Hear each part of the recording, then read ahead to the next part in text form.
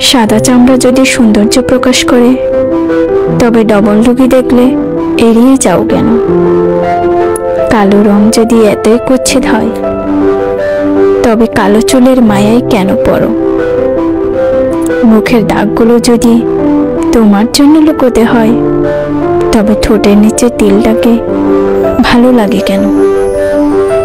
Western পোশাকের মেয়ে যদি এতই ভালো লাগে, তবে শাড়ি পরা মেয়ে দেখে মুগ্ধ হও কেন? সাজগোজ যদি নাই ভালো লাগে, তবে কপালে টিপ, চোখের কাজল কেন ভালো লাগে? চঞ্চলতা যদি ভালো লাগে, তবে ভদ্রতা খুঁজো কেন? বেসামাল ভালোবাসায় যদি চাও, পরিশেষে বেহায়া কেন বলো?